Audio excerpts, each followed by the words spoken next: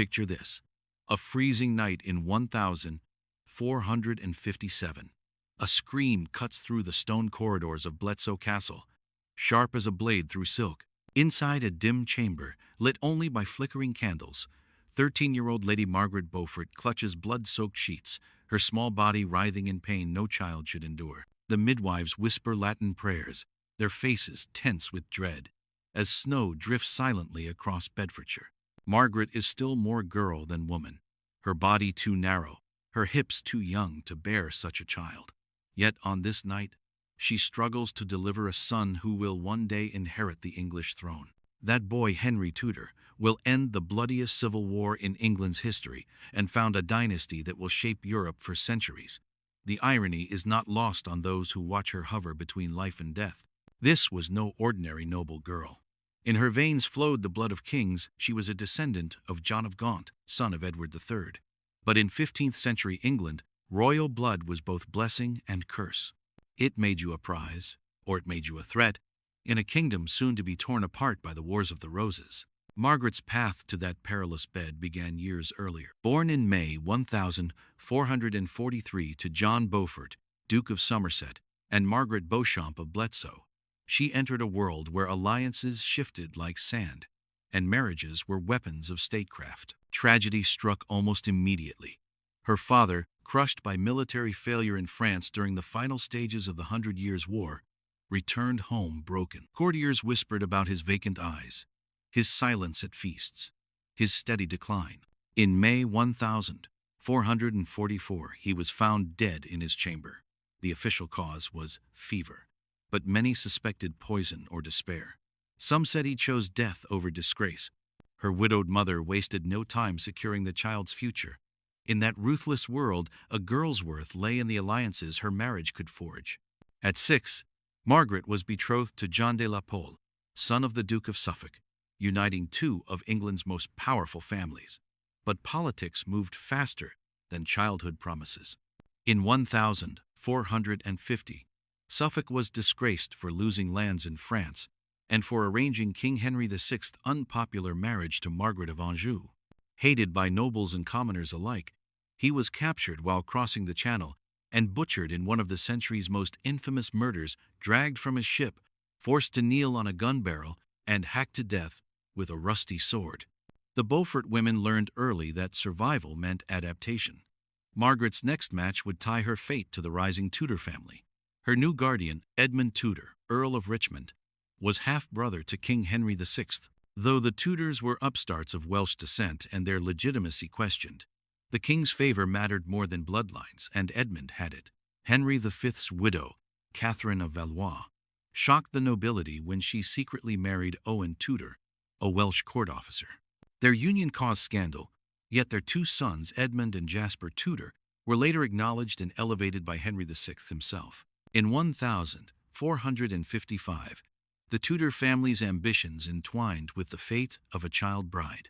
Margaret Beaufort, barely 12 years old, was wed to Edmund Tudor in the very halls where she had grown up, Bletsoe Castle. The vows were spoken in the chapel where her grandfather, John Beaufort, Earl of Somerset, lay buried, beneath walls hung with tapestries celebrating her Beaufort lineage. Edmund, in his 20s and seasoned by war and politics, wasted no time in asserting his rights as husband.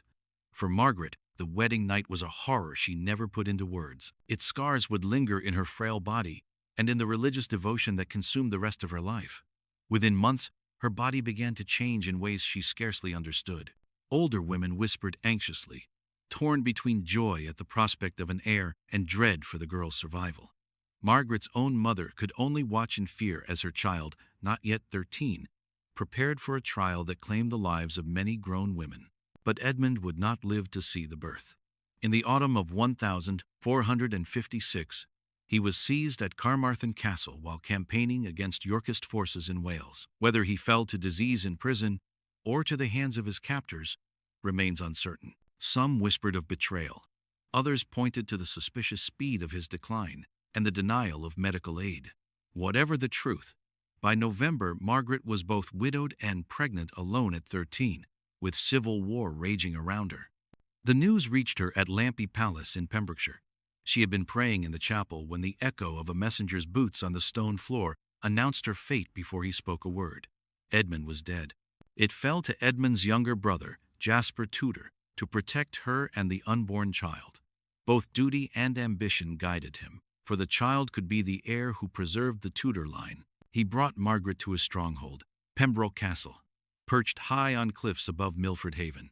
From its colossal keep, storms and waves battered the rocks below a fortress at the edge of the world. For Margaret, the journey there was an ordeal.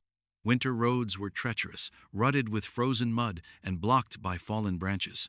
Her body, heavy with child, ached with each jolt of the horse-drawn litter. Rivers had flooded, armed bands haunted the countryside, and the 2-day journey dragged into 5. At last, Pembroke's towering walls rose from their limestone crag, vast and unyielding. For centuries they had defied siege and storm, yet for the frail girl within, it was less a refuge than a crucible, the place where she would endure the most harrowing trial of her young life. It was survival. Enormous fireplaces roared all day, devouring wood faster than servants could bring it. Yet still the castle's rooms stayed cold and drafty.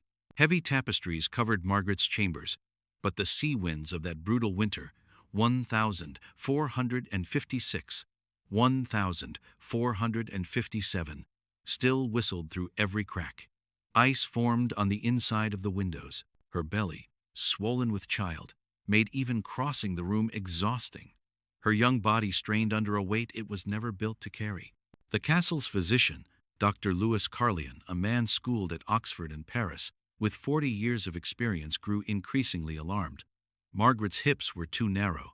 The child was too large, turned the wrong way, already showing signs of distress. He had delivered both queens and peasants, studied Galen and Hippocrates, but all his learning seemed useless before this pregnant child. In the solar, Carlion shared his fears with Jasper Tudor. The options were grim. They could attempt to turn the infant, risking instant death for both. They could wait, but Margaret was weakening and the baby might not last. Or they could try a cesarean, a choice that almost always killed the mother. Jasper, just 25, faced an unbearable choice. If Margaret died, or if the child was lost, his family's line would end with him. Yet his burden was not only political. He admired her deeply. The young widow, dignified beyond her years, had won his affection. Through the long winter, she proved herself more than a child bride. She devoured lessons in politics, taught by Jasper himself, learning to read faces, decode the hidden language of diplomacy, and navigate the tangled rivalries of the nobility. Faith became her refuge. In the chapel she prayed for hours on raw, bleeding knees, memorizing Latin prayers, studying scripture, and drawing strength from a fierce, personal bond with God. Father Meredith, the castle priest, reminded her that prayer without action was meaningless. This lesson that faith must drive action would shape her destiny. On a freezing January night in 1457, labor began. She had been walking the battlements, as Carlion advised, when pain like tearing steel split her in two. Collapsing against the stone, she gasped for breath as attendants rushed her inside. The midwives exchanged grim, knowing looks. They had seen this before. A child forced to bear a child. A body breaking under the weight of politics and ambition. Knowing that one or both of their patients might not survive until daybreak, the midwives prepared their tools and prayed. Dame Gwen Foch Dafford, the head midwife, had 30 years of experience, inheriting her craft from generations of Welsh women. She knew pain-relieving remedies, how to manipulate a child in distress, and prayers meant to give laboring mothers strength. Her face, lined with age and experience, grew solemn as she studied Margaret. Around her, other midwives arranged knives, hooks, and forceps for the worst possible outcomes, alongside religious relics and herbs, lavender for calm, rosemary for fortitude, and other secret preparations known only to those who delivered life and witnessed death. Margaret labored for 18 hours, her cries echoing off stone walls, until exhaustion left her panting like an animal in torment. The midwives worked tirelessly, hands slick with blood, using herbs, massage, position changes, and whispered encouragement. Outside, Jasper Tudor paced the corridors, each scream slicing through him. Servants scurried with hot water and fresh linens, while Father Meredith prayed ceaselessly in the chapel. As dawn approached, Margaret's strength waned. Dr. Carleon examined her in urgent whispers with Dame Gwen. The infant's heartbeat was weak and erratic. Margaret herself was pale, racing, and bleeding internally. The decision was made: manual extraction.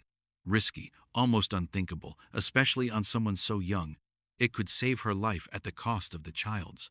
Dame Gwen prayed to Saint Margaret of Antioch as she worked, carefully guiding the infant into the world. Finally, the baby emerged bloodied, pallid, barely breathing.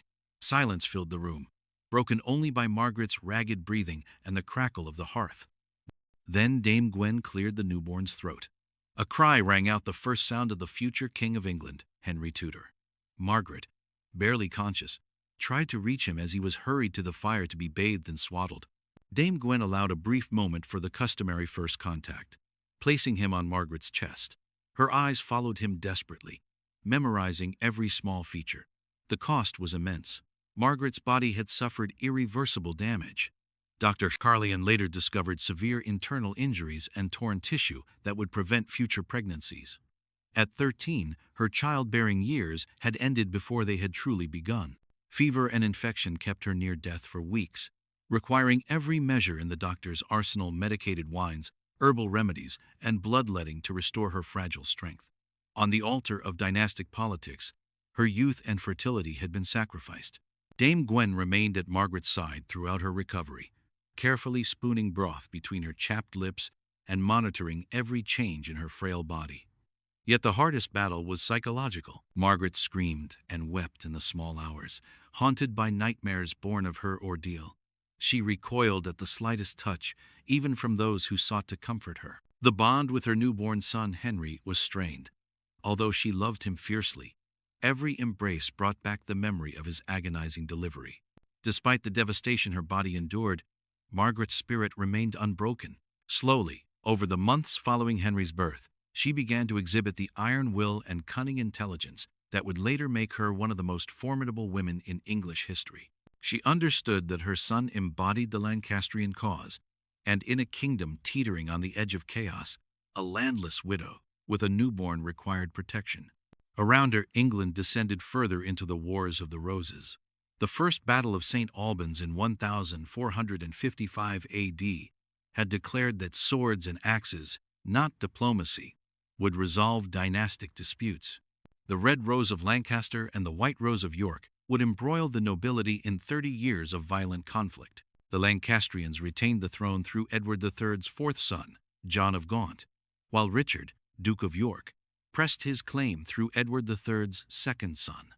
Margaret's Buffett lineage gave her Lancastrian blood, binding her to a cause increasingly on the defensive. Many regarded Henry VI as weak, possibly mad, and wholly incapable of ruling. His queen, Margaret of Anjou, was more feared than respected. England's losses in France and the kingdom's descent into civil war were blamed on her, a foreign-born queen. In 1458 A.D., not long after Henry's birth, Margaret remarried. Her new husband, Sir Henry Stafford, the younger son of the Duke of Buckingham, was a stranger chosen for political security rather than love. Unlike her first wedding, this union was low-key. Stafford, despite Yorkist sympathies, was pragmatic. Protecting Margaret meant preserving the invaluable Bufford bloodlines and properties. For Margaret, the marriage was a shield, a business arrangement, ensuring her and her son's survival in a turbulent England. The marriage contract was intricately designed. Margaret retained control over her Bufford estates, safeguarding her son's inheritance. Stafford provided military and political protection for the family's Lancastrian loyalties. Young Henry Tudor remained in Wales under Jasper Tudor's guardianship, a decision that likely saved his life. Over 14 years of marriage, Margaret witnessed the shifting fortunes of kings. Henry VI overthrown, Edward IV crowned, Henry VI reinstated, and Edward IV triumphant once more. Each change of power brought new dangers for those with valuable bloodlines or questionable allegiances. Margaret mastered the art of navigating these perilous waters. She cultivated alliances with women across political divides, keeping secret correspondence with Margaret of Anjou in French exile, while maintaining ties with Elizabeth Woodville, Queen to Edward IV. Every letter was a potential risk. One misstep could be construed as treason. Her son remained in Wales under Jasper Tudor's vigilant care. Although the arrangement was prudent, it was painful. Margaret saw Henry only once or twice a year, and even then, under carefully controlled circumstances, the mother and son separated by duty, politics, and survival. Raised by his uncle in the rugged Welsh Highlands, Henry grew from baby to boy to young man as a stranger to his own mother. The separation was painful, but necessary. Margaret channeled her maternal instincts into carefully coded letters, designed to cross enemy lines without revealing sensitive information. Alongside messages, she sent books, clothes, and small mementos, tiny reminders of the mother Henry barely knew. She never knew if he was safe, healthy, or even alive, and the constant uncertainty haunted her daily life. In Wales, Henry received an exceptional education. Under Jasper Tudor's watchful eye, he mastered not only conventional noble pursuits, riding, swordsmanship, music, and dance, but also essential survival skills. He learned the loyalty of men, the language of the land, and the rhythms of rural life. When the time came to claim his kingdom, these lessons would prove indispensable. Margaret's own education flourished under the relative security provided by her marriage to Stafford. She learned to manage vast estates, analyze financial records, and navigate the complex network of responsibilities that bound medieval society. Her studies in history, theology, and law were pursued with the rigor of a dedicated scholar, and her library grew into one of England's finest private collections, with volumes in English, Latin, and French covering topics from mystical theology to military strategy. Everything changed again in 1461 AD. At the Battle of Towton, Edward IV triumphed decisively, the bloodiest battle ever fought on English soil. On Palm Sunday, March 29, 1461, some 50 men faced off on a snow-covered Yorkshire field. By evening, roughly half lay dead. With the Lancastrian leadership scattered or slain, the cause was left in ruins. Margaret of Anjou fled to France with her son, Edward of Westminster, while Henry VI of Scotland. Margaret faced a perilous new reality. Edward IV was wary of Elizabeth Woodville, given her Lancastrian ancestry, but her marriage to Stafford offered some protection. Her own son, Henry, sequestered in Wales, could easily become a rallying point for Lancastrian opposition. Edward IV had already proven his ruthlessness. Would he show mercy to children? Margaret lived in constant vigilance, establishing a sophisticated intelligence network. She bribed clerks for royal correspondence, paid servants and merchants for news from Wales, and meticulously monitored every development. Her attention to detail saved her son's life. Henry Stafford, Margaret's husband, suffered serious injuries at the Battle of Edgecote in 1469, while serving Edward IV, leaving him partially incapacitated and bitter toward the Yorkist cause. Margaret saw an opportunity. Through subtle persuasion, she shifted Stafford's allegiance, not by openly declaring loyalty to Lancaster, which would have been suicidal, but by undermining Edward IV's competence, highlighting Yorkist corruption, and appealing to Stafford's wounded pride. The process required exceptional psychological skill. Margaret patiently navigated Stafford's innate caution, his long-standing Yorkist loyalties, and her own understanding of Edward IV's relative kindness. By 1470, Stafford was ready to change sides, just as Richard Neville, the Earl of Warwick, the Kingmaker, launched his uprising against Edward IV to restore Henry VI to the throne. Politics had created strange bedfellows. Warwick, once a fierce opponent of Henry VI, had turned against Edward IV over wounded pride and personal grievances. Margaret watched the unfolding events with cautious optimism. Perhaps now, at last, her son could return from Welsh exile, and the Lancastrian cause might rise once more. Margaret cautiously began reaching out to remaining Lancastrian supporters, seeking to ignite a spark of rebellion.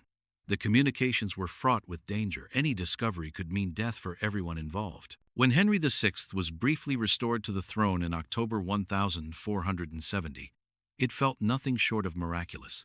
Edward IV fled to Burgundy, and Henry VI, escorted by his brother Richard of Gloucester, returned to London. The once mad king looked bewildered and weak as he resumed his crown almost overnight, and Margaret witnessed the frailty of the Lancastrian monarch firsthand at the restoration ceremony in Westminster. Yet, this resurgence was fleeting. By March 1471, Edward IV returned from exile with a small army of seasoned mercenaries, bolstered by Burgundian support. He quickly won over disaffected nobles, and the Lancastrian cause began to crumble.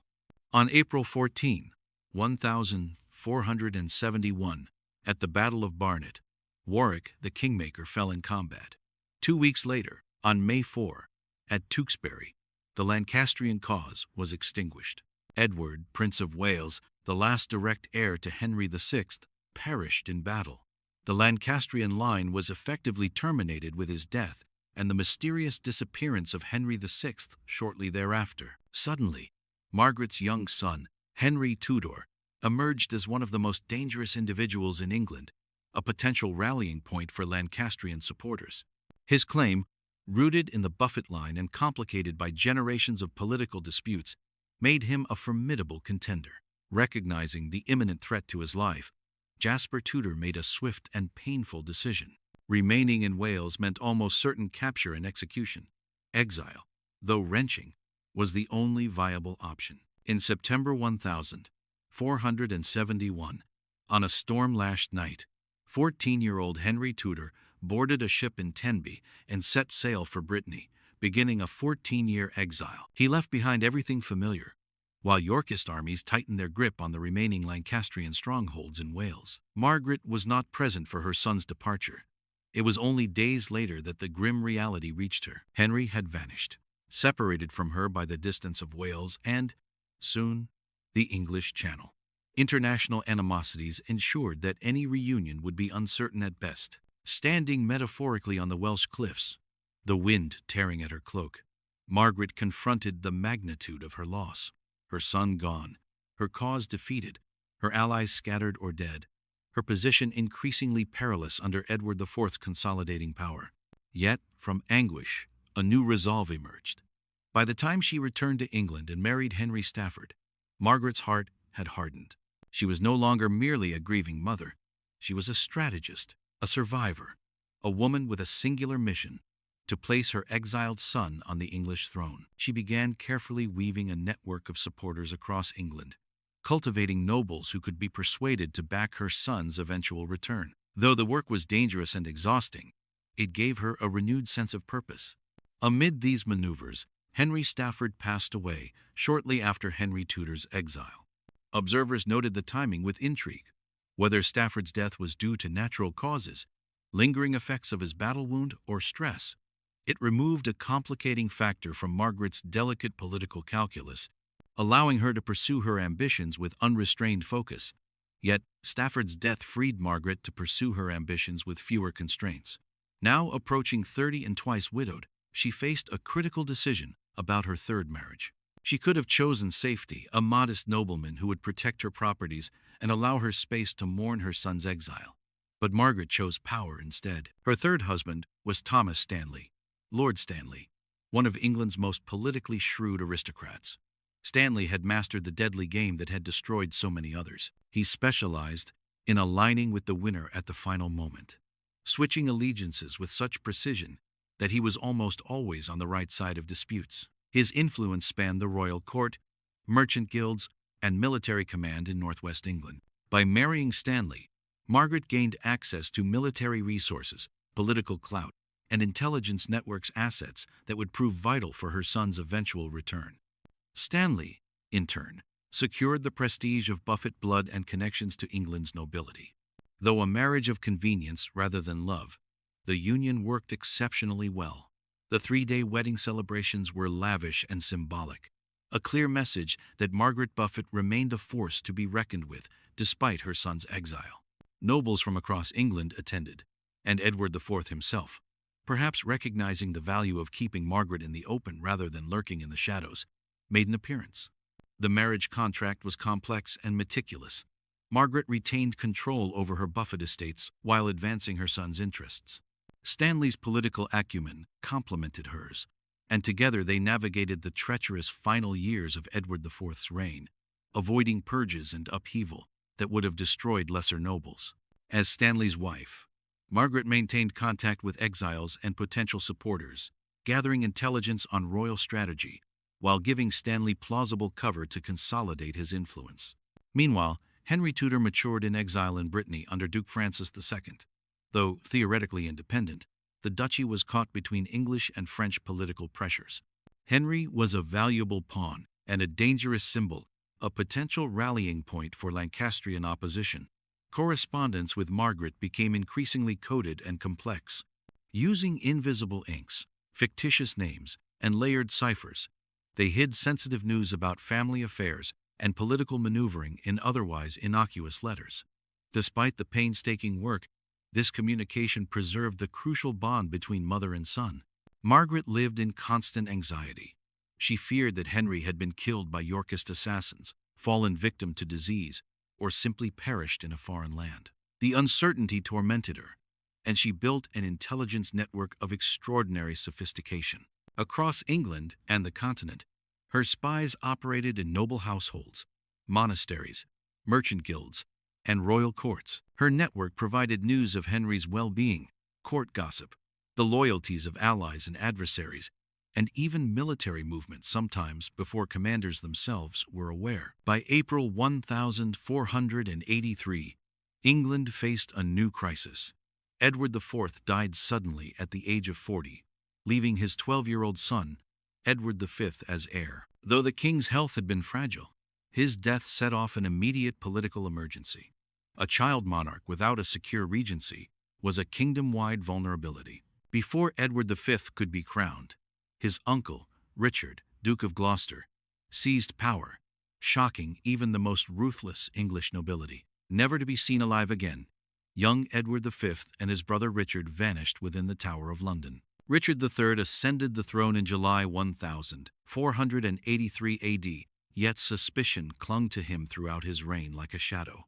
For Margaret, the usurpation was both a threat and an opportunity. Richard's audacious seizure of power undermined Yorkist legitimacy, and the Buffett line, remote though Henry Tudor's claim, was suddenly appeared a viable alternative to a king suspected of foul play. Margaret began scheming with extraordinary boldness. She enlisted Bishop John Morton and other exiles, orchestrating plots from Brittany while quietly nurturing rebellion within England. Timing, funding, and communications across hostile territory were essential, but treachery exposed the plan. By October 1483 AD, the rebellion was crushed. Margaret watched in horror as her fellow conspirators were executed. She was placed under house arrest, stripped of titles, and her life hung by a thread. Only her marriage to Stanley spared her. Yet Margaret was not defeated. From confinement, she continued her plans through coded letters and trusted allies. She devoted years to orchestrating not just her son's return but the stability of his reign. Her careful preparation bore fruit in August 1485 AD, when Henry launched his invasion at Milford Haven. On August 22, at Bosworth Field, Richard III fell in the mud and chaos, betrayed by the very Stanley forces Margaret had meticulously positioned. England now belonged to her son. Henry VII had ascended after 14 years of exile, 28 years of separation, and decades of meticulous maternal and political orchestration. Despite her newfound status as England's most powerful woman, Margaret never fully reclaimed the simple bond of mother and child, lost to political necessity. She lived to see Henry VII establish the Tudor dynasty, unite the warring houses by marrying Elizabeth of York, and produce an heir, Henry VIII. From the blood-soaked birthing chamber at Pembroke Castle to the throne of England, Margaret's life had been an arc of sacrifice and cunning. She relinquished her motherhood, endured physical torment, and sacrificed personal happiness to secure dynastic triumph. The 13-year-old girl who screamed in childbirth could never have foreseen that she would become the mother of kings, the architect who ended the Wars of the Roses, and a political force to rival any man. Her tomb at Westminster Abbey, black marble etched with a Latin inscription, commemorates a life of extraordinary achievement born from immeasurable hardship. Yet the echoes of that long-ago scream, the child's pain that heralded England's future, remain silent to visitors. The voice, the story, and the legacy still linger within the stone walls of Welsh castles, where the wind tears through the ancient stones and Atlantic waves crash against the cliffs, whispering of a girl who endured the impossible to become a queen mother and the quiet architect of history.